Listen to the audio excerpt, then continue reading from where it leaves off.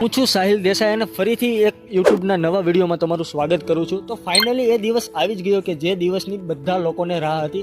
ઘણા હિન્દુઓનું માત્ર એક સપનું બની ગયું હતું. એટલે કે હું વાત કરું છું 22 જાન્યુઆરી શ્રી રામ મંદિરની પ્રાણ પ્રતિષ્ઠા, કે જેની પ્રાણ પ્રતિષ્ઠા આપણા દેશના પીએમ શ્રી નરેન્દ્ર મોદીના નેતૃત્વ હેઠળ કરવામાં આવી છે.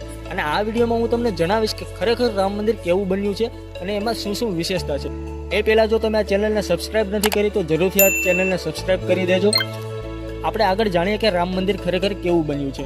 તો રામ મંદિરનું નિર્માણ જે જગ્યા પર થયું તે જગ્યા કુલ 70 એકરમાં ફેલાયેલી છે અને એમાંથી પણ 30% ભાગમાં જ રામ મંદિર બનાવવામાં આવ્યું છે.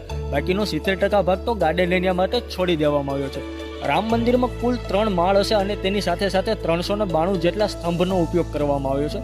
અને આ દરેક સ્તંભ ઉપર દેવી દેવતાઓના ચિત્રો દર્શાવવામાં આવ્યા છે.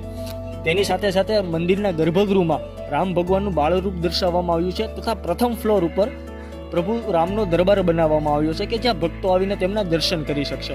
સાથે સાથે મંદિરમાં 5 અલગ અલગ મંડપનું પણ નિર્માણ કરવામાં આવ્યું છે કે જેમાં રંગ મંડપ, સભા મંડપ, નૃત્ય મંડપ, કીર્તન મંડપ અને પ્રાર્થના મંડપનો પણ સમાવેશ કરવામાં આવે છે. આપણે ત્યાં કોઈ પણ મકાન કે મંદિર બનાવવું હોય તો તેના માટે લોખંડ કે સ્ટીલનો ઉપયોગ કરવો પડે છે, પરંતુ રામ મંદિર બનાવવા માટે એક પણ પ્રકારનું લોખંડ નથી વાપરવામાં આવ્યું કે નથી સ્ટીલ વાપરવામાં આવ્યું. રામ મંદિર બનાવવા માટે દેશમાંથી અલગ અલગ જગ્યા 100 નહીં, 200 નહીં, 500 નહીં, પરંતુ 2583 જગ્યાએથી માટી લાવવામાં આવી છે. અને આ દરેક માટીનો ઉપયોગ પ્રભુ શ્રી રામનું મંદિર બનાવવા માટે કરવામાં આવ્યો છે.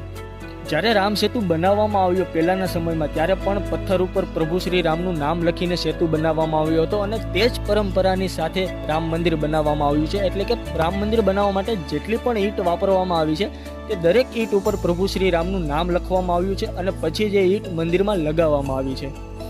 મંદિરમાં કુલ 44 જેટલા દરવાજા હશે અને તેની સાથે સાથે 32 પગથિયા પણ બનાવવામાં આવ્યા છે. એટલે કે રામ મંદિરમાં જવા માટે, એન્ટર કરવા માટે તમારે 32 જેટલા પગથિયા ચડવા પડશે. અને આ મંદિરમાં આવેલા 44 દરવાજા કે જેના ઉપર સોનાની પરત ચડાવવામાં આવી છે. મને કહેતા આનંદ થાય છે કે આ સોનું જે પણ વપરાયું છે રામ મંદિર માટે, જે પણ સોનું વપરાયું છે તે બધું સોનું સુરતના એક બિઝનેસમેન કે જે હીરાની કંપની ચલાવે છે તેણે દાન કર્યું છે. અને અત્યાર સુધીનું સૌથી મોટું દાન ગુજરાતમાંથી આવ્યું છે.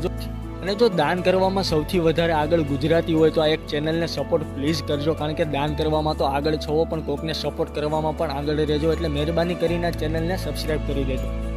રામ મંદિરના નિર્માણ અને ડિઝાઇન માટે 2 કંપનીને નિયુક્ત કરવામાં આવી હતી કે જેમાંથી એક કંપની L&T છે અને બીજી કંપની ટાટા છે. અને આ બંને કંપની દ્વારા રામ મંદિરનું નિર્માણ અને ડિઝાઇન કરવામાં આવી છે. અને આ બંને કંપનીનો દાવો છે કે આવનારા 1000 વર્ષ સુધી રામ મંદિરમાં કંઈ પણ નહીં થાય.